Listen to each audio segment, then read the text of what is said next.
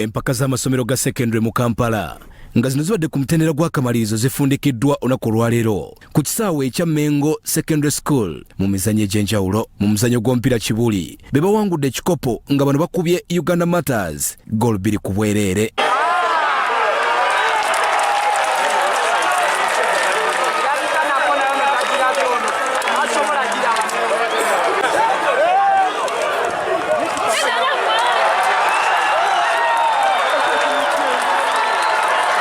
Kigenda tuwa amaanyi okusobola okuddamu tweyininga n'amaanyi ne tonamenti gye tugenda okweyongera, tonamenti nyingi ze tugenda ozannya.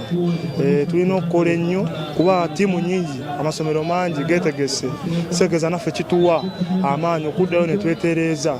Obuwanguzi si bubi nawe amaze tusambye bulungi nga bwe twandisambye n'ekyemanyi nti kirungi nnyo naddala okumotivatinga naddala abasambi abapya kuba abasambi abapya badde bangi, so balina okutandika okumanya nti Kibuli eriwo na kuwangula. Ffe Kibuli tukimanye kuwangula, tekigudde bugwinga kibwatukira. Twalemeddwa mu meeya mukisa twabadde nagwo ne tusobodde okutwala district. Tukawo emirundi 2 nga tetuwangula. Ekyemanyi ti waliwo akatono ako akabulamu, oyinza okwesanga oba motivation oba ki, naye nga katono nnyo akabulamu. Tomanya next year tusobola okuba nti tusobola okuwangula. Wasoosewo omupiira ogw'abawala nga Uganda Matters ekubye Kawempe Muslim goal 1 ku bwereere n'esitukira mu kikopo.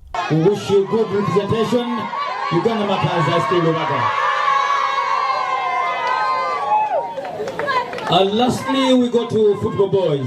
Oluvannyuma wabaddewo okugaba ebikopo eri amasomero agakoze obulungi mu mizannyo egy'enjawulo nga mubaddemu hockey wamu ne basketball. Thank you, DJ. Thank you, DJ.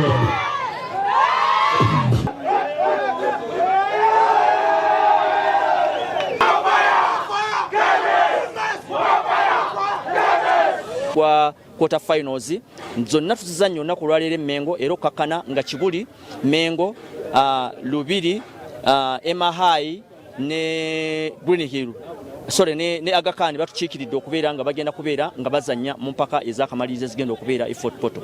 Amasomero 5 mu Kampala ge gagenda okukiikira Kampala mu muzannyo gw'omupiira mu mpaka z'amasomero gonna mu Uganda ezigenda okubeera e Fort Portal omwaka guno. Abel Kitaka ne Geoffrey Mugerwa, Salt TV, Omunyo.